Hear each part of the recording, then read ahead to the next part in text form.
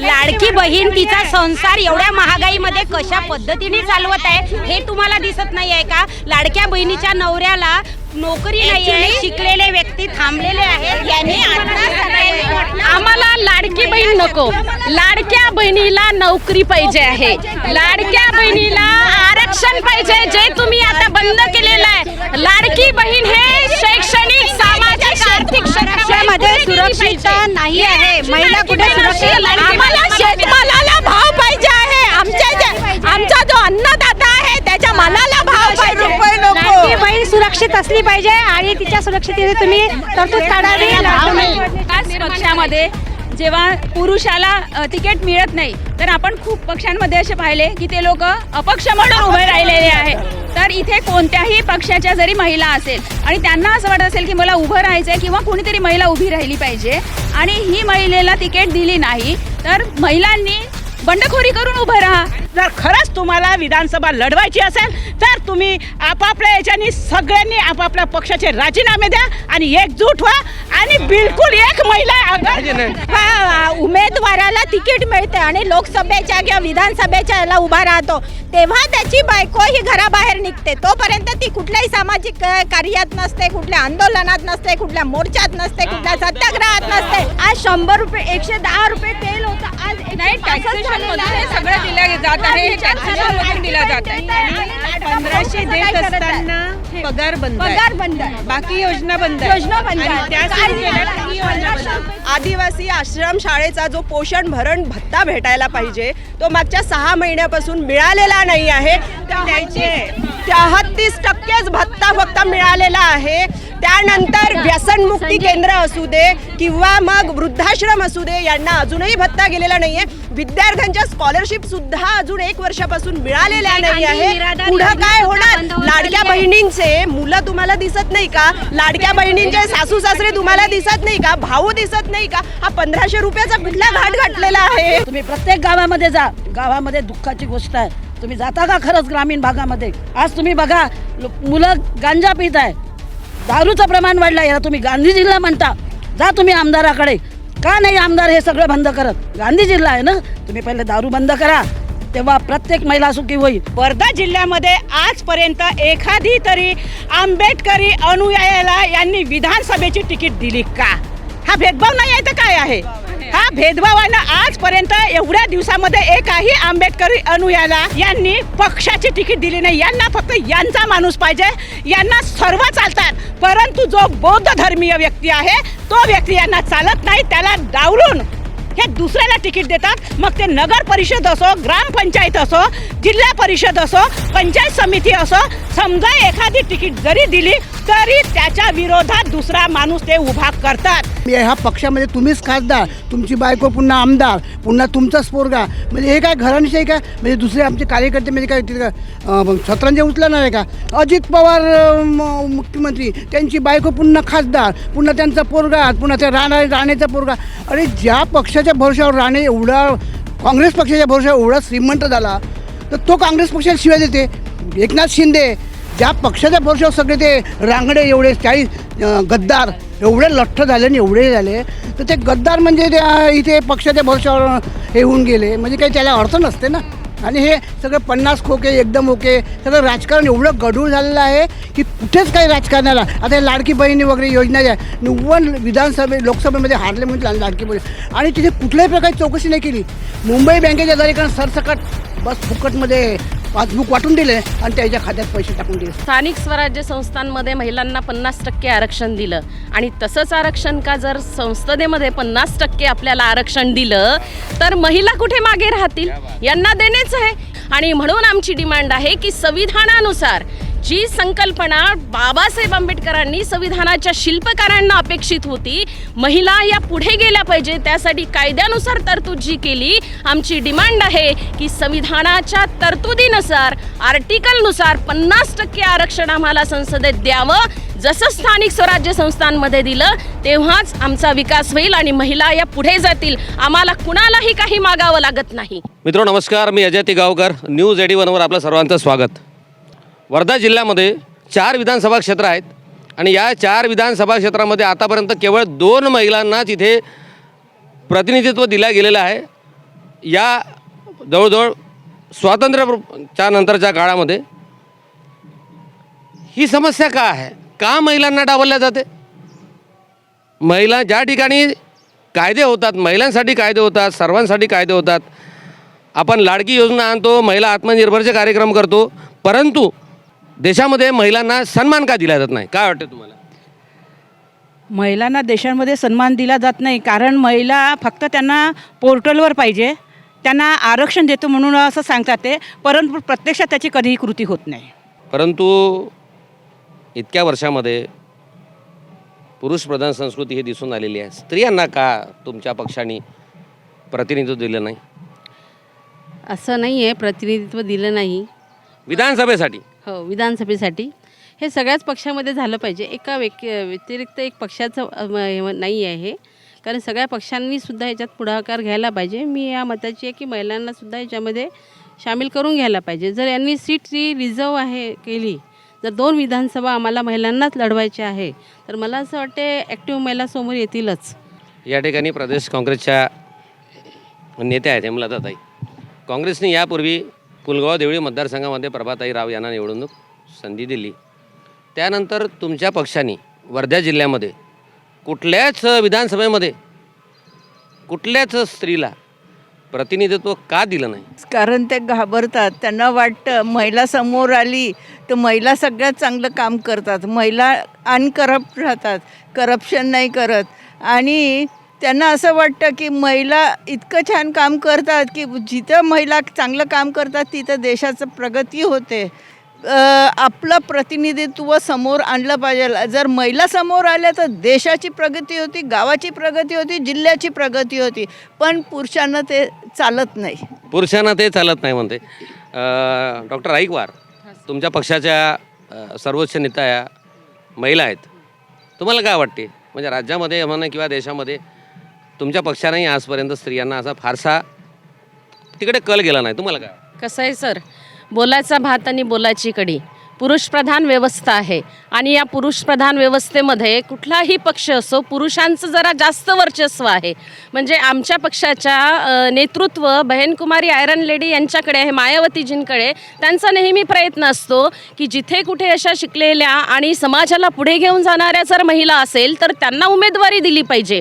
म्हणजे बाकी विधानसभेचं उदाहरण आहे, पण वर्ध्यामध्ये कसं आहे, पुरुष सत्ताक व्यवस्थेमध्ये ही पुरुष मंडळी महिलांना पुढे जाऊ देत नाही. पण तरीसुद्धा माझ्यासारख्या काही शिकलेल्या जर महिला असेल, मागच्या लोकसभेला मला विचारणा करण्यात आली, आमच्या पक्षाच्या तर्फे स्त्रियांना विचारलं जातं, ही फुले शाहू आंबेडकरांची विचारधारा मांडणारा हा पक्ष आहे म्हणून महिलांना विचारण्यात येत नाही, अशातला भाग नाही. देशामध्ये केवळ एकमेव असा बहुजन समाज पार्टी हा पक्ष आहे जो महिलांना स्थान देतो. मी त्याचं एकमेव उदाहरण आहे.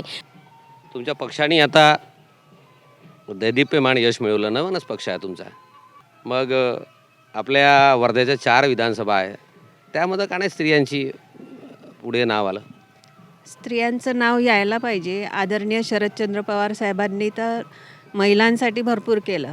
म्हणजे सैन्यामध्ये महिलांना प्रवेश नव्हता, तिन्ही सैन्य दलामध्ये त्यांनी महिलांना प्रवेश मिळवून दिला.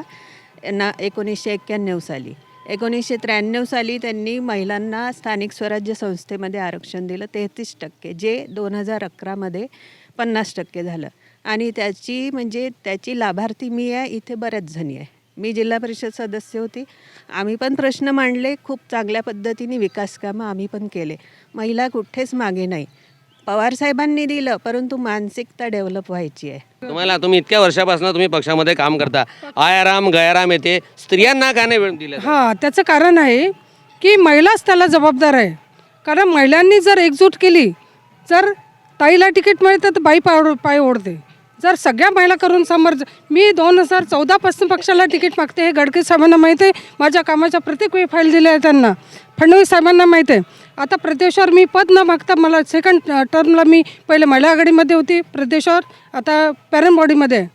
हे सगळे कामं पक्षाला माहिती आहे. पण आपण हिंमत करून जर पुढे गेलं नाही, आपण एकमेकीला खेचतच राहिलो तर पक्ष कसा तिकीट देईल? अर्चनाताई यांनी म्हटलेलं आहे की बा स्त्रियांना डावलल्या जाते. तुमचं काय मत आहे? तुम्ही त्या पक्षाला रिप्रेझेंट करता. नाही, स्त्रियांना डावलल्या जाते असं म्हणण्यापेक्षा आता सर्वांचा एकच सूर आहे की पुरुषी मानसिकता. आणि राजकारणात स्वतःला तुम्हाला सिद्ध करावं लागतं. राजकारणात तुम्हाला कोणी हात धरून पुढं घेऊन जात नाही, तर तुमची जागा तुम्हाला तयार करावी लागते, तुमची रेषा तुम्हाला तयार करावी लागते. आणि स्त्री आणि पुरुषाच्या दैनंदिन जीवनामध्ये खूप फरक आहे. स्त्रियांना अनेक जबाबदाऱ्या सांभाळून आपलं काम करावं लागतं.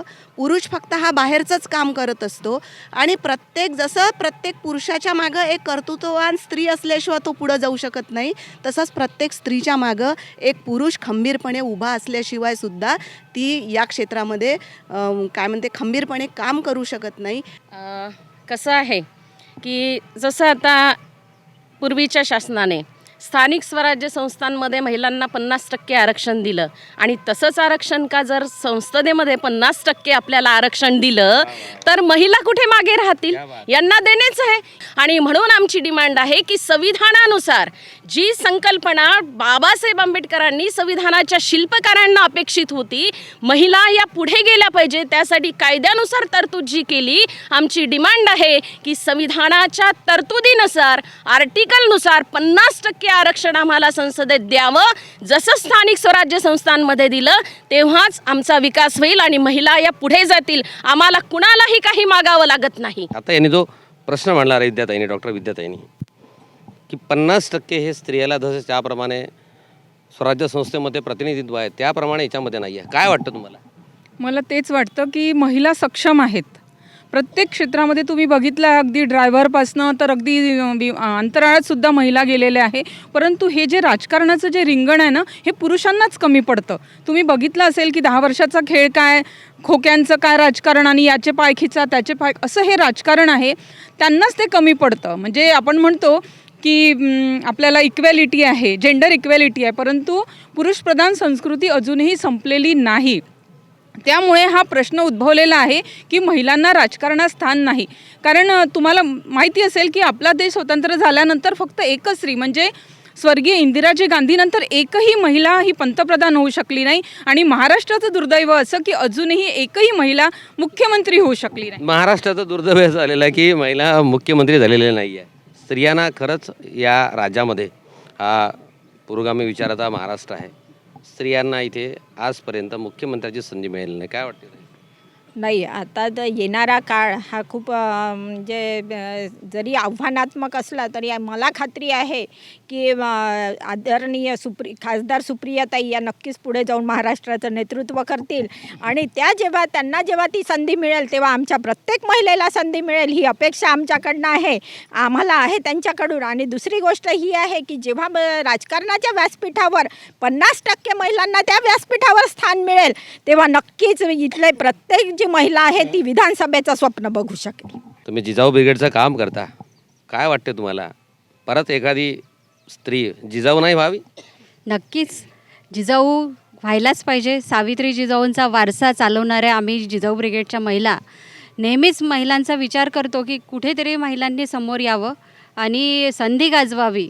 कुठेतरी संधी मिळाली पाहिजे. पैशाचं राजकारण व्हायला नको, तरच आम्ही महिला समोर जाऊ. तुमच्या पक्षाने तरी या वर्ध्यामध्ये विधानसभेसाठी महिलांना संधी का नाही दिली? आम्ही मागितलं आहे, देईल ना संधी. केव्हा देईल? हेमलताईसाठी आम्ही वर्ध्यात तिकीट मागितली. कसं काय आहे की तुम्ही 3 मतदारसंघामध्ये जर जेंट्स देत असेल, एका मतदारसंघात एक का 2 का नाही मागत? 50? हो, 1 किंवा 2 द्यायलाच पाहिजे त्यांनी. कारण काय आहे की इथे तुम्ही एक खासदार असता, तुमची ह्या पक्षामध्ये तुम्हीच खासदार, तुमची बायको पुन्हा आमदार, पुन्हा तुमचाच पोरगा, म्हणजे हे काय घराणीशाही काय? म्हणजे दुसरे आमचे कार्यकर्ते म्हणजे काय तिथं छत्रांचे उचलणार आहे का? हे एक पद्धतच आहे ना. कारण काय आहे की अजित पवार मुख्यमंत्री, त्यांची बायको पुन्हा खासदार, पुन्हा त्यांचा पोरगा, पुन्हा त्या राणेचा पोरगा. अरे ज्या पक्षाच्या भरोशावर राणे एवढा, काँग्रेस पक्षाच्या भरोशावर एवढा श्रीमंत झाला, तर तो काँग्रेस पक्षाला शिवाय देते. एकनाथ शिंदे ज्या पक्षाच्या भरोशावर सगळे ते रांगडे एवढे 40 गद्दार एवढे लठ्ठ झाले आणि एवढे झाले, तर ते गद्दार म्हणजे त्या इथे पक्षाच्या भरोशावर हे होऊन गेले, म्हणजे काही त्याला अर्थ नसते ना.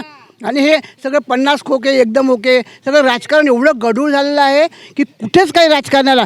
आणि सगळे लोक टी व्ही पाहिल्याबरोबर एवढं राजकारण म्हणजे लोकांच्या इतकं डोक्यात हे गेलेलं आहे काही नाही. आता हे लाडकी बहिणी वगैरे योजना ज्या 90 लोकसभेमध्ये हारले म्हणजे लाडकी बहीण, आणि तिथे कुठल्याही प्रकारची चौकशी नाही केली की ही कशी आहे. आम्ही सांगतो, मी पुण्यात ज्याच्याकडे डबल ट्रिबल मल्टी 4 व्हीलर नको म्हणते, ज्यांच्याकडे 4 व्हीलर अशा लोकांना नाही. म्हणजे ही आपण हे जे म्हणतात ना की तुम्ही लाडकी बहीण योजना बंद करणार आहे असं विरोधक म्हणतात. असं विरोधक नाही म्हणत, कारण तुम्ही चौकशी न करता डायरेक्ट आपल्या दरेकर कुठले मुंबई बँकेच्या दरेकर सरसकट बस फुकटमध्ये पासबुक वाटून दिले आणि त्याच्या खात्यात पैसे टाकून दिले.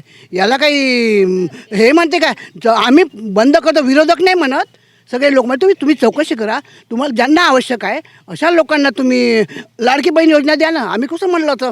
या देशातल्या महिला ह्या अवकाश यानं घेऊन त्या ह्याच्यात गेलेल्या आहेत. पण आपली पहिली कल्पना चावला असेल, सुनीता विल्यम्स असेल, या देशाच्या राष्ट्रपती 2दा त्यांनी प्रतिनिधित्व केलेल्या महिला आहेत. देशाची पंतप्रधान राहिलेली आहे आणि सर्वोच्च पदावर इथे महिला आहे. काय वाटते तुम्हाला?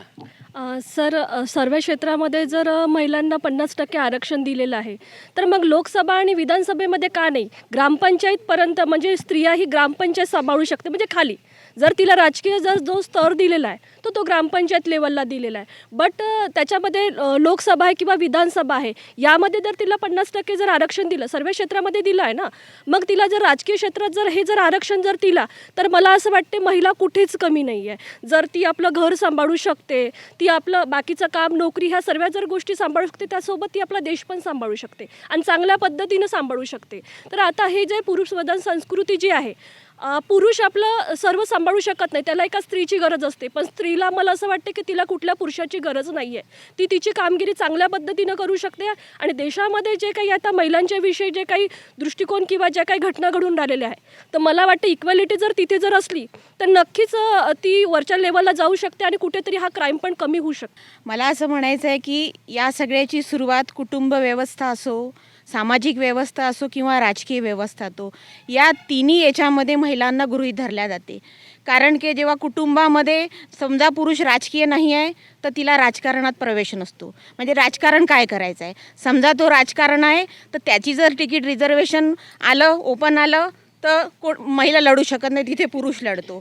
त्याचं रिझर्वेशन नाही आलं तर तो लढतो, नाही आलं तर महिला लढायला. पण असं अनेक ठिकाणी आपण पाहिलेलं आहे की ज्या ठिकाणी रिझर्वेशनमध्ये पुरुषाला जर संधी नसेल तर आपल्या घरच्या बाईला ठेवतो आणि ते कळसूत्री बावलीसारखी ती आपल्या बायकोला बाजूला ठेवून. त्याच विषयावर बोलायचं आहे मला, मी त्याच विषयावर बोलत आहे. हो, मला त्याच विषयावर बोलायचं आहे की ही दुहेरी मानसिकता का बरं आहे.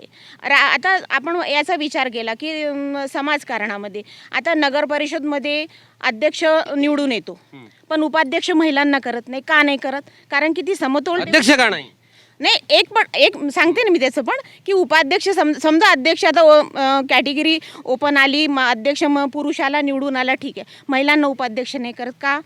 कारण की ती सक्षम नाही, ती वेळ देऊ शकणार नाही, ती काय म्हणते तर प्रत्येक वेळेला अवेलेबल राहणार नाही, कॉर्डिनेशनसाठी हे राहणार नाही. पण महिला जर अध्यक्ष झाली तर यांना पुरुष उपाध्यक्ष लागत असतो. असं दुहेरी मत का आहे? मला हा प्रश्न खूप महत्त्वाचा वाटतो. अत्यंत महत्त्वाचा प्रश्न या ठिकाणी घेतलेला आहे. या चर्चेच्या अंतिम टप्प्याकडे मी जातो. आपल्यासोबत आहे डॉक्टर चेतना सवाई, ज्या स्वतः प्राध्यापिका आहे, लेखिका आहे आणि एक शैक्षणिक संस्था त्या चालवतात. रिप्रेझेंटेशन आहे म्हणून ज्या ठिकाणी त्या ठिकाणी महिलांना त्या ठिकाणी निवडणुकीला किंवा तिला प्रतिनिधित्व दिलं जाते. जर का हे रिप्रेझेंटेशन नसतं तर महिलांना खरंच संधी मिळाली असती का? या चर्चेचं मला वाटतं तुम्ही हे करावं. नक्कीच. खरं तर आज इथे इतक्या प्रमाणामध्ये महिला बघताना आणि त्यातही बोलक्या महिला बघताना मला खूप आनंद होतोय. त्यांना कळतंय त्यांचे मुद्दे काय आहेत, त्यांना त्यांच्या हक्क आणि अधिकाराची सुद्धा जाणीव आहे. जर आपण महाराष्ट्राची गोष्ट केली, महाराष्ट्राचा जर समजा आपण विचार केला तर महाराष्ट्र हे पुरोगामी राज्य म्हणून बघितलं जातं. खऱ्या अर्थाने सामाजिक जीवनामध्ये ज्यांना महिलेला जर समजा कोणी आणलेलं असेल तर ते महात्मा ज्योतिराव फुले आहे, ज्यांनी सावित्रीबाईंना सामाजिक जीवनामध्ये आणलं. आणि आपण सगळं बघतोय की जेव्हा सावित्रीबाई फुले सामाजिक जीवनामध्ये येतात तेव्हा सर्वच्या सर्व महिला शिक्षणाच्या दारांसाठी त्यांना मोकळं केलं जातं. शिक्षणाचे दारं त्यांच्यासाठी मोकळे होतात. आजपर्यंत आम्ही जे इथपर्यंत आलेलो आहे हे सावित्रीबाई फुलेंमुळे आलेलो आहे. जर आपण वर्धेचा विचार केला तर आपल्याला लक्षात येईल की हा वर्धा जिल्हा गांधींचा जिल्हा म्हणून ओळखला जातो. या गांधींच्या जिल्ह्यामध्ये महात्मा गांधी 1920 पूर्वी काँग्रेस ही केवळ आणि केवळ उच्चवर्णीय पुरुषांच्या हातामध्ये होती. पण महात्मा गांधी ज्यावेळी काँग्रेसच्या जेव्हा भारतीय राजकारणामध्ये आले आणि 1920 नंतर जे राजकारण आहे खऱ्या अर्थाने महात्मा गांधींनी शोषित आणि वंचितांच्या हातात, सर्वसामान्य लोकांच्या हातात नेलं. आणि त्यातही सगळ्यात महत्त्वाची गोष्ट ही की महिलांना राजकीय पटलामध्ये आणण्याचं काम हे महात्मा गांधींनी केलेलं आहे. आज आपण वर्ध्यामध्ये बघतोय डॉक्टर सुशीला नायर, हे नाव कोणालाच अनभिज्ञ नाही आहे. डॉक्टर सुशीला नायर गांधीजींच्या चळवळीसोबत जोडलेल्या होत्या, काँग्रेसच्या चळवळीसोबत जोडलेल्या होत्या. त्या या देशाच्या पहिल्या हेल्थ मिनिस्टरसुद्धा झाल्या. डॉक्टर सुशीला नायर यांना जेव्हा रिप्रेझेंटेशन मिळतं त्यावेळी तुम्हाला माहिती आहे की वर्ध्यामध्ये एक मोठा दवाखाना होतो. आज इथे उपस्थित असलेल्या अनेक महिला ज्यांचा जन्म वर्धेमध्ये झालेला असेल त्या सर्वांचा जन्म त्या सेवाग्राम हॉस्पिटलमध्येच झालेला. इन्स्टिट्यूशनल डिलिव्हरी जर कोणामुळे शक्य झाली असेल या वर्धा जिल्ह्यामध्ये तर डॉक्टर सुशीला नायर यांच्यामुळे झाली. आजच्या परिस्थितीमध्ये जर समजा आपण बघितलं तर लोकसभा इलेक्शन 2024 जे 18वी लोकसभा इलेक्शन होतं त्याच्यामध्ये महिलांचं प्रतिनिधित्व किती असेल हो? 74 महिलाच फक्त निवडून गेल्या. त्यापूर्वीच्या लोकसभा इलेक्शनमध्ये 78 महिला निवडून गेलेल्या होत्या. म्हणजे लोकसभेमध्ये आजच्या घडीला महिलांचं प्रतिनिधित्व हे केवळ 13% आहे. साऊथ आफ्रिकेचं जर समजा आपण या ठिकाणी कंपॅरिझन केलं तर साऊथ आफ्रिकेमध्ये 45% महिलांचं रिप्रेझेंटेशन आहे. ब्रिटनमध्ये 35% महिलांचं रिप्रेझेंटेशन आहे. अमेरिकेमध्ये 29% महिलांचं रिप्रेझेंटेशन तिथे आहे. महाराष्ट्राची जर समजा आपण गोष्ट केली, विधानसभेची जर समजा आपण विचार केला तर महिलांचं रिप्रेझेंटेशन केवळ 8.3 आहे. हे सगळं काय आहे? आज इथे उभ्या असलेल्या महिला ह्या सक्षम नाही आहेत का? त्यांना त्यांचे महत्त्वाचे त्यांचे मुद्दे समजले जात नाहीत का? शक्यच होणार नाही. आम्ही सगळ्या फुले शाहू आंबेडकरी विचारांमधून ह्या महिला जर इथे बोलत आहेत तर नक्कीच त्यांच्यावर पुरोगामी विचारांचा परिणाम झालेला आहे हे सिद्ध होतं. मग यांना हे सगळं रिप्रेझेंटेशन का मिळू नये? आणि याला रिप्रेझेंटेशन न मिळण्याचं कारण मला तरी एक असं वाटतं, जसं ताईंनी म्हटलेलं आहे, हे जे रिंगण आहे त्यांनाच कमी पडतंय. आणि त्यांना माहिती आहे की जर समजा महिला जर त्या पदावर पोहोचली, तिला जर समजा राजकारणामध्ये ती संधी मिळाली आणि ती तिथपर्यंत पोहोचली तर खरा जो विकास आहे तो ती घडवू शकते. भ्रष्टाचार हा कमी होऊ शकतो, ही त्यांना भीती आहे. आणि म्हणून मला केवळ आणि केवळ तुटपुंजा योजनांमध्ये महिलांना गुंतवून ठेवल्याने त्यांना राजकारण त्यांचं शिजणार नाही. आणि हो, नक्कीच 50% रिप्रेझेंटेशन हे संसदेमध्ये असलंच पाहिजे, राजकारणामध्ये असायलाच हवं. ते जर नसेल तर तुम्ही महिलांसाठी काही करताय ह्या तुमच्या केवळ पोकळ बाता आहेत, मला असं वाटतं. आणि इथे असलेल्या प्रत्येक महिलांना आतापर्यंत ही एक अनुभूती झालेली असेलच की जेव्हा जेव्हा तुम्हाला स्टेजवर बसवलेलं आहे तेव्हा आमचं जे गणित आहे किंवा आम्हाला जे रिप्रेझेंटेशन दिलं जातं ते ताटातल्या लिंबू लोणच्यासारखं दिलं जातं. 2 बायका तिथं बसवून ठेवल्या जातात की काय तर आम्ही महिलांना सन्मान देतोय आहे. अरे पण अर्धी संख्या आमची कुठे आहे? म्हणून मला असं वाटतं की नक्कीच महिलांना रिप्रेझेंटेशन मिळायला पाहिजे. आणि जर ते देत नसतील, राजकारणामध्ये जर महिलांना रिप्रेझेंटेशन देत नसतील तर त्या केवळ पोकळ बाता आहे, हे राज्यकर्त्यांनी समजून घेतलं पाहिजे. माझं असं मत आहे की जोपर्यंत आपण हिसकावून घेणार नाही, कारण आत्ताच नवरात्र झालेलं आहे, जोपर्यंत महिला दुर्गाकाली होणार नाही तोपर्यंत आपल्याला कुठलीच गोष्ट मिळणार नाही. मी आता सगळ्यांचेच विचार या ठिकाणी ऐकत होते आणि एक सामाजिक विश्लेषण करताना माझ्या काही गोष्टी ज्या लक्षात आल्या. 250 वर्षाच्या पूर्वी सावित्रींनी महिलांना उभं करण्यासाठी काम केलं आणि 250 वर्षाच्या नंतर हा आवाज आलेला आहे. तर 50% जर संसदेमध्ये मिळत नसेल तर ज्या राजकीय पक्षांच्या महिलांनी इथे सांगितलं की प्रतिनिधित्व केलं त्या राजकीय पक्षांचं, त्या सगळ्या महिलांनी एकत्र येऊन, महिला म्हणून एकत्र येऊन 50% आवाज उठवायला पाहिजे. आम्ही काय करतो, छोटे छोटे पद दिले, आम्हाला छोटे छोटे भाकरीचे तुकडे टाकले की आम्ही पण शांत होतो. आमच्यातल्या 100ला जेव्हा एकीला स्टेज मिळतो तर ती त्या स्टेजवर खुश असते. असं कोणी खुश होऊ नका. हे सगळे फसवे वादे आहे आपल्यासाठी केलेले आणि हे आभासी जग महिलांसाठी निर्माण केलेलं आहे. या आभासामध्ये खुश न राहता माझ्या शेवटच्या महिलांपर्यंत या ज्या सगळ्या गोष्टी आहे या कशा जातील आणि त्यांची पण प्रगती आम्ही हातात हात घालून कशी करू यासाठी आपण लढलं पाहिजे. आजही महिलांचं शिक्षणामध्ये प्रमाण जे आहे ना, उच्च शिक्षणामध्ये 13% कमी आहे 250 वर्षानंतर. याच्यावर आम्ही कधी विचार करणार जेव्हा महिला खऱ्या अर्थाने राजकीयदृष्ट्या, कारण बाबासाहेब आंबेडकरांनी म्हटलं होतं की राजकीय सत्ता ही चाबी आहे सगळ्या समस्यांची. मग महिलांच्या जे काही समस्या आहे समाजाच्या, कारण महिलांच्या समस्या महिला समाजाकडे बघून सोडवतात, स्वतःसाठी म्हणून नाही सोडवत.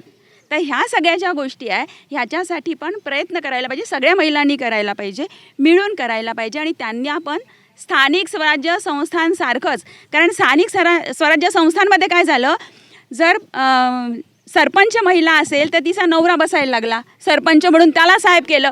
तर काय झालं, यांना हे लक्षात आलं की आरक्षणामुळे म्हणजे प्रतिनिधित्वामुळे त्यांना सरपंच बनवावं लागलं. यांना हे माहिती आहे की 50% जर संसदेत दिलं तर आमदार म्हणून खासदार म्हणून महिला जातील आणि मग तिथं यांना जाता येणार नाही ना, कारण तिथे आतमध्ये बसावं लागतं, तिथे यांना जाता येणार नाही. ही यांची सगळी पळवाट आहे. तर मला महिलांना पण नम्र निवेदन आहे माझं की आपण आपल्या प्रश्नांवर महिला म्हणून एकत्र येऊन बोललो पाहिजे. कारण तुम्ही कुठल्याही पक्षांचं जरी प्रतिनिधित्व करत असाल तरी शेवटी आपण महिला आहोत. सगळे राजकारणी महिलांचा महिला म्हणून वापर करतात, महिलांना ढालेसारखं वापरतात. मग राजकीय असू द्या, धर्माचं असू द्या, जेव्हा जेव्हा राजकारण होते तेव्हा तेव्हा फक्त महिलांचा वापर केला जातो. तो महिलांचा वापर आपण सगळ्या मिळून थांबवता आला पाहिजे आणि महिला जिथे जिथे असतील त्यांना सक्षम करण्याचं, भक्कम त्या सक्षमच आहे पण त्यांना सोबत करण्याचं. हे नवरा मागे आहे, नवरा पुढं आहे, याला काही अर्थ नाही आहे. नवरा जोडीदार म्हणून सोबत असायला पाहिजे, साथी म्हणून सोबत असायला पाहिजे. सावित्रीबाई फुल्यांच्या मागे ज्योतिबा कधीच नव्हते, सोबत होते. तर आम्हाला मागे बिगे नको, मागचे लोक कधी धक्का मारून पाडतील याची शाश्वती नाही.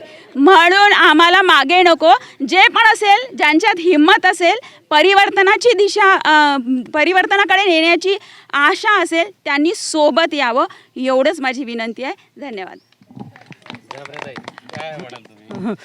मला हे म्हणायचं आहे की आता जे ताई बोलल्या ते नक्की 100% बरोबर बोललेलं आहे.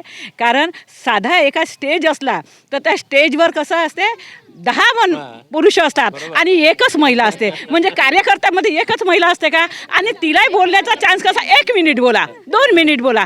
म्हणजे महिला खांद्याला खांदा लावून काम करते. माझं एक छोटंसं उदाहरण, आज मी सगळ्याशी लढाई करून आज 8.5 एकरचं गार्डन हे एका महिलेने घेतलेलं आहे. ते सर्व पुरुषांच्या पोटामध्ये दुखत आहे. मग एक महिला एवढ्या सगळ्या लढाई करू शकते तर ती संसदेमध्ये का जाऊ शकत नाही, विधानसभेमध्ये का जाऊ शकत नाही. म्हणून वर्धा जिल्ह्यातल्या संपूर्ण जे राजकीय क्षेत्रातील लोक आहे त्यांनी वर्धा जिल्ह्यातल्या 2 जागा विधानसभेसाठी महिलांना सोडाव, माझी हीच. बहुत बढिया, वाह, बहुत बढिया, बहुत बढिया. आमच्या महिला भगिनींनी हजारो वर्षापासूनचाच महिलांचा इतिहास राहिलेला आहे की त्यांनी इथे सिद्धच केलेला आहे. माझ्या या मैत्रिणींनी सगळे उदाहरणं दिलेले आहे इतिहासाचे की आम्हाला सिद्ध करावं लागत नाही. आणि एक महत्त्वाची गोष्ट, आम्ही महिला असक्षम नाही. आमच्या सक्षमीकरणाची गरज कुणालाच नाही.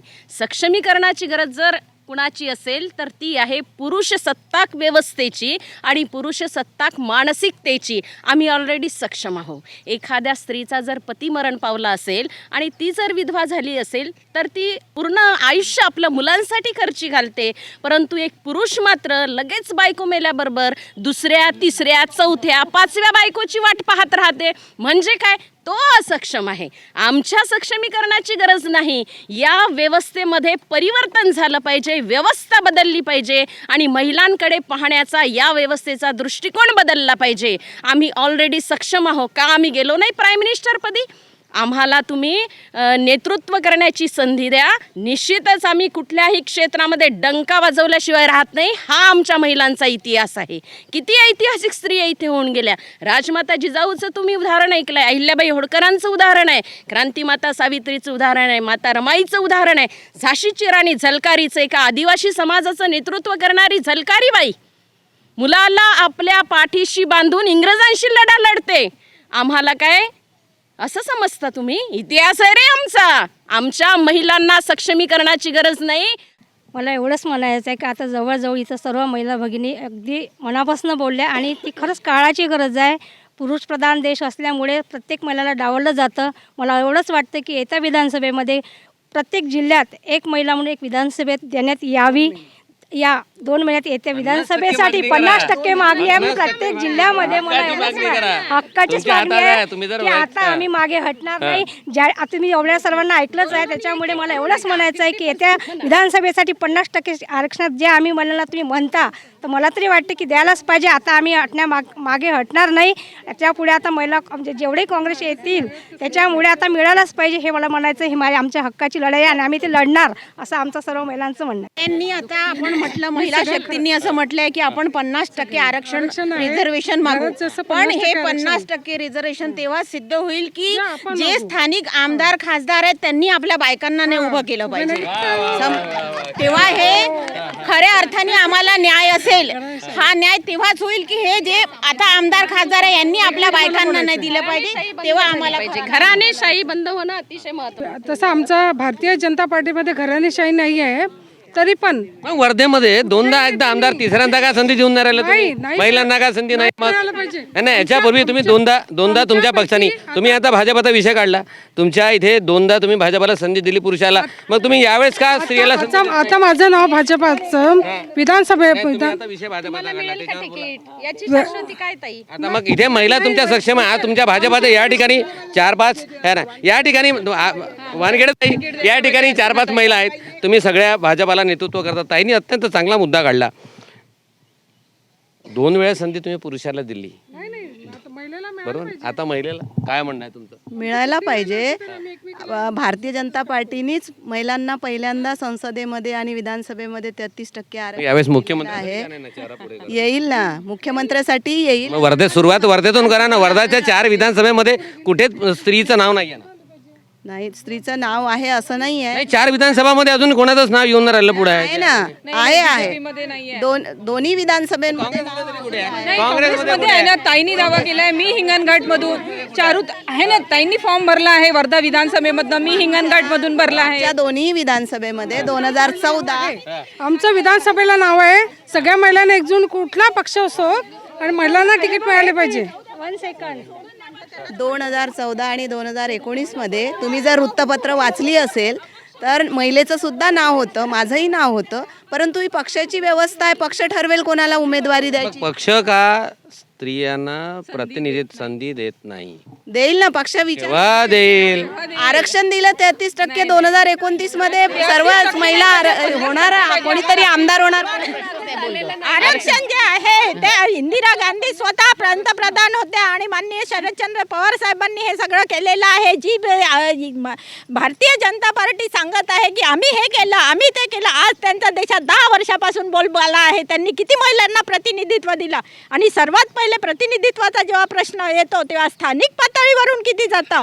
आणि मला तर हे म्हणायचं आहे, जी महिलांची मानसिकता आहे, जी महिला निवडून जाते तिने तिचा नवरा हा नंतर त्या ग्रामपंचायत किंवा जिल्हा परिषदमध्ये कारभार करतो, तिने थांबवायला पाहिजे हे की मी सक्षम आहे. आणि त्याला तिथे लुडबुड करायला त्याला रोखलं, तेव्हा जेव्हा ज्या स्थानिक आणि जेव्हा तिकीट तिने रोखलं तर मग ही संधी सगळ्या नक्कीच महिलांसाठी चांगली राहील.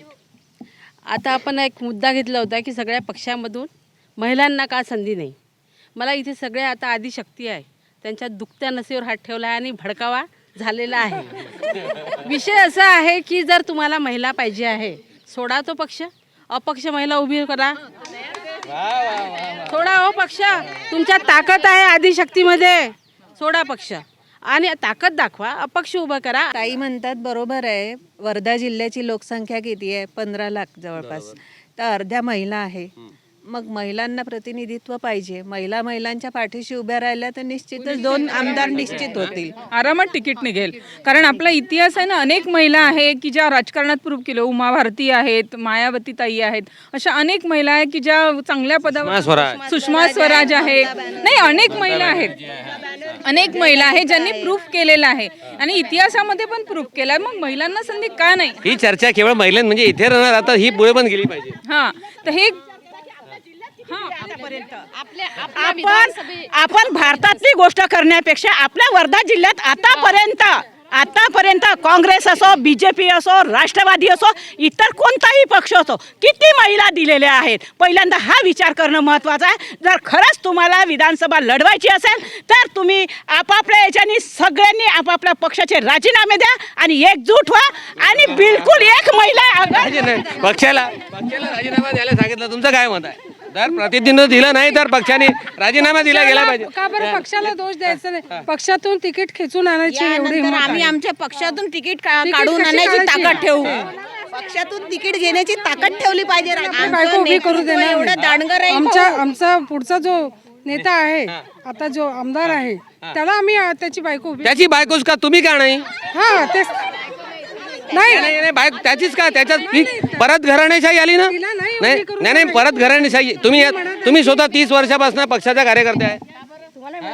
मी माझं विधानसभेला नाव आहे आणि मला पक्षासाठी यावेळी संधी 30 वर्षापासून तुम्ही मागता, तुम्हाला मिळालेलं नाहीये है ना. पक्षाने तिकीट नाही दिली ना उमाताई, तर बंडखोरी करायची. पक्षाने जर तिकीट दिली नाही ना तर बंडखोरी करायची आणि अपेक्षा बिलकुल त्यांच्याच विरोधात उभं राहायचं. ताकद आपल्या एकाच पक्षामध्ये जेव्हा पुरुषाला तिकीट मिळत नाही तर आपण खूप पक्षांमध्ये असे पाहिले की ते लोक अपक्ष म्हणून उभे राहिलेले आहेत. तर इथे कोणत्याही पक्षाच्या जरी महिला असेल आणि त्यांना असं वाटत असेल की मला उभं राहायचं आहे किंवा कुणीतरी महिला उभी राहिली पाहिजे आणि ही महिलेला तिकीट दिली नाही तर महिलांनी बंडखोरी करून उभं राहा आणि सगळ्या महिलांना उभं राहिलं पाहिजे. त्या महिलेच्या बाजूने उभं राहून उमेदवाराला तिकीट मिळते आणि लोकसभेच्या किंवा विधानसभेच्या याला उभा राहतो तेव्हा त्याची बायको ही घराबाहेर निघते. तोपर्यंत ती कुठल्याही सामाजिक कार्यात नसते, कुठल्या आंदोलनात नसते, कुठल्या मोर्चात नसते, कुठल्या सत्याग्रहात नसते. पुरुष अपक्ष राहिला तर त्याची बायको बाहेर निघते. मग तुम्ही जर निवडणुकीला उभा राहिला तर तुमचा नवरा तुमच्या पाठीशी राहील का? प्रश्नच नाही. 100% माझ्या नवऱ्याने मला नेहमी समोर केला. मग यावेळेस विधानसभेसाठी भाजपाकडून स्त्रीला का नाही? आम्ही पूर्ण लढा देणार आहोत या गोष्टीसाठी. आम्ही मागणी करणार आहोत की आम्हाला पाहिजे. पण इथे ज्या या सगळ्या महिला शक्तींनी प्रश्न केला आहे की बंडखोरी करा, अपक्ष उभं राहा, तर इथे असलेली प्रत्येक स्त्री आमच्या पाठीशी राहणार आहे का? तर आम्ही बंडखोरी करतो. त्यांच्या पाठीशी राहणार आहे का तुम्ही? काय म्हणताय तुमचं? बिलकुल कुठल्या पण पक्षाची महिला असू द्या सोबत राहू. महिलांच्या पाठीशी उभं राहणं हे आपलं कर्तव्यच आहे. आपण सगळ्या महिला आहो, महिलांचं दुःख एक आहे. आणि ही लाडकी बहीण योजना यांना आत्ताच का आठवली? जेव्हा विधानसभा आहे, लोकसभेला का नाही आठवली? यांचा मुद्दा नव्हता का? यांचा अजेंडा काय आहे? यांनी अजेंडा का नाही दाखवला की एक प्रचार आहे हा आणि आताच ही लाडकी बहीण योजना का आठवली? आता त्याच्यासाठी पण नोकऱ्या कुठे गेल्या? तुम्ही देशाला असक्षम बनवत आहे. तुम्ही महिलेला कुणावर तरी डिपेंड बनवत आहे. सरकारचे पैसे येतील मग मी इथे जाईल, सरकारचे पैसे येतील तिथे. तुम्ही प्रश्न दुसरीकडे नेऊन राहिलेले आहे. आमचा अनुभव असा आहे की ज्यांनाही पैसे मिळाले त्यांनी त्याचा सदुपयोग केला आणि त्यांना आधार झालेला आहे. जन्म झालेल्या मुलीपासून त्यांना रोजगार द्या, त्यांच्या मुलांना रोजगार द्या. रोजगाराची गरज आहे महिलांना. पैशाची गरज नाही, रोजगाराची गरज आहे. त्यांच्या मुलांना रोजगार द्या, त्यांना शिक्षण द्या. तुम्ही त्यांना सक्षम बनवा. तुम्ही त्यांना 1,500 देऊन त्यांना लाचार बनवू नका. 15 वरून 1500 वर आलं सरकार आणि महिलांनी त्याच्यात 15 लाखावरून 1500 वर आलं सरकार. अत्यंत महत्वाचा मुद्दा या ठिकाणी घेतला. सरकार यावेळेस निवडणुकीच्या समोर गेले होते तेव्हा सरकार 15 लाख रुपयाचं आश्वासन दिलं होतं. आज या ठिकाणी 1500 वर आलेलं आहे. 2 करोड नोकऱ्या. पण तेलचे रेट वाढवलेले आहे. आज 100 रुपये 110 रुपये तेल होतं. आज नाही, टॅक्सेशन मधून हे सगळं दिलं जात आहे. हे टॅक्सेशन मधून दिलं जात आहे. 1500 देत असताना पगार बंद आहे. बाकी योजना बंद आहे.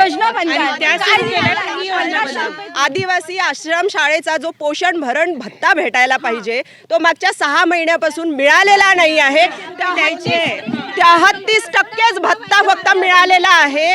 त्यानंतर व्यसनमुक्ती केंद्र असू दे किंवा मग वृद्धाश्रम असू दे यांना अजूनही भत्ता गेलेला नाहीये. विद्यार्थ्यांच्या स्कॉलरशिप सुद्धा अजून 1 वर्षापासून मिळालेल्या नाही आहे. पुढं काय होणार? लाडक्या बहिणींचे मुलं तुम्हाला दिसत नाही का? लाडक्या बहिणींचे सासू सासरे तुम्हाला दिसत नाही का? भाऊ दिसत नाही का? हा 1500 रुपयाचा कुठला घाट घातलेला आहे? सगळ्या योजनेचं आरोग्य फुकट केलंय. लाडकी बहीण तिचा संसार एवढ्या महागाईमध्ये कशा पद्धतीने चालवत आहे हे तुम्हाला दिसत नाही आहे का? लाडक्या बहिणीच्या नवऱ्याला नोकरी नाही आहे, शिकलेले व्यक्ती थांबलेले आहेत. यांनी आम्हाला लाडकी बहीण नको, लाडक्या बहिणीला नोकरी पाहिजे आहे. लाडक्या बहिणीला आरक्षण पाहिजे जे तुम्ही आता बंद केलेलं आहे. लाडकी बहीण हे शैक्षणिक, सामाजिक, आर्थिक मध्ये सुरक्षितता नाही आहे. महिला कुठे सुरक्षित? आम्हाला शेतमालाला भाव पाहिजे आहे. आमचा जो अन्नदाता आहे त्याच्या मालाला भाव पाहिजे. लाडकी बहीण सुरक्षित असली पाहिजे आणि तिच्या सुरक्षिततेची तुम्ही तरतूद काढावी. आपण फक्त स्वतःच्या स्वार्थासाठी लढतो. प्रत्येक महिला असं आहे, एखादा पद जर तिला दिलं नाही तर महिला पहिले रुसल्या जाते की मला का डावलल्या गेलं. मग आहे का तुमची तेवढी एकी? तुमच्यामध्ये आहे का ती हिंमत की नाही? ही महिला सक्षम आहे. पैशाने, कारण राजकीय दृष्ट्या जर जेव्हा काम करायचं आहे तेव्हा आर्थिकतेचा प्रश्न उभा होतो आणि ती आर्थिक सक्षम तुम्ही आहात का हे सुद्धा महत्त्वाचं आहे. कारण मला पद देत नाही हा भाग वेगळा आहे, पण मला हे सुद्धा म्हणायचं आहे की सर्व पक्षांमध्ये हा एक भेदभाव केला जातो की एकाच महिलेला नेहमी पुढे केलं जातं, पण जी खरी महिला काम करणारी, जी पडद्याच्या मागे काम करते, तिला तुम्ही का पुढे घेत नाही? तुम्हाला सगळं द्यायचं का? अरे तुम्ही महिला सगळ्या मोठ्या मनाने म्हणा की नाही, माझी ही महिला भगिनी माझ्या सतत सोबत राहते, तिला आता आपण संधी दिली पाहिजे. आहे का तुमचं महिलांचं एवढं मोठं मन? हे सुद्धा तपासण्याचं गरजेचं आहे. आणि प्रत्येक कुटुंब, जेव्हा तुम्ही सर्वे करता, समाजकार्य करता, याला अर्थ नाही आहे. तुम्ही प्रत्येक गावामध्ये जा, गावामध्ये दुःखाची गोष्ट आहे. तुम्ही जाता का खरंच ग्रामीण भागामध्ये, शहरामध्ये? आज तुम्ही बघा, मुलं गांजा पित आहे, दारूचं प्रमाण वाढलं. याला तुम्ही गांधी जिल्हा म्हणता, तुम्ही स्वतःला मोठं समजता, पण तुम्ही जिल्ह्यासाठी जेव्हा काम करत असाल, जा तुम्ही आमदाराकडे. का नाही आमदार हे सगळं बंद करत? गांधी जिल्हा आहे ना, तुम्ही पहिले दारू बंद करा, तेव्हा प्रत्येक महिला सुखी होईल. अरे तुम्ही सुखी आहे, तुमच्या घरी सगळ्या गोष्टी आहे, पैशाने अदल्याने सगळ्या गोष्टी, तुमच्याकडे पद आहे, तुम्ही आमदाराकडे जाता, तुम्ही याच्याकडे जाता. पण मला हे म्हणायचं आहे की तुम्ही जी गोष्ट ज्याच्यामुळे महिला दुःखी आहे, ग्रामीण भागामध्ये महिला का दुःखी आहे, त्याचं कुटुंब का दुःखी आहे, याचा महिलेने विचार करणं गरजेचं आहे. आता ताईने भेदभावाची जी चर्चा केलेली आहे, आज आपण 75 वर्ष झाले स्वातंत्र्य होऊन, आणि स्वातंत्र्य होऊन 75 वर्षात भेदभाव जो सांगितलेला आहे, तर वर्धा जिल्ह्यामध्ये आजपर्यंत एखादी तरी आंबेडकरी अनुयायाला यांनी विधानसभेची तिकीट दिली का? हा भेदभाव नाही आहे तर काय आहे? हा भेदभाव आहे ना. आजपर्यंत एवढ्या दिवसामध्ये एकाही आंबेडकरी अनुयायाला यांनी पक्षाची तिकीट दिली नाही. यांना फक्त यांचा माणूस पाहिजे, यांना सर्व चालतात, परंतु जो बौद्ध धर्मीय व्यक्ती आहे तो व्यक्ती यांना चालत नाही. त्याला डावलून हे दुसऱ्याला तिकीट देतात. मग ते नगर परिषद असो, ग्रामपंचायत असो, जिल्हा परिषद असो, पंचायत समिती असो, समजा एखादी तिकीट जरी दिली तरी त्याच्या विरोधात दुसरा माणूस ते उभा करतात. हे भेदभाव मला सांगितलं ताईने, मी तेच सांगून राहिली. प्रत्येक ठिकाणी प्रत्येक पक्षामध्ये जातीची मक्तेदारी आहे. प्रत्येक कोणताही पक्ष बघा तुम्ही की ते परंपरेने चालत आलेला आहे. एकाच जातीची मक्तेदारी आहे, ते तुम्हाला आजही दिसेल आणि पुढेही दिसेल. मित्रहो, राज्यात नव्हे देशात अशा पद्धतीचं महिलांच्यासाठी, महिलांना प्रतिनिधित्व मिळालं पाहिजे, संसदेमध्ये, विधानसभेमध्ये मिळालं पाहिजे, म्हणून न्यूज 81च्या माध्यमातून आज आम्ही हा उपक्रम या ठिकाणी इथे आयोजित केला.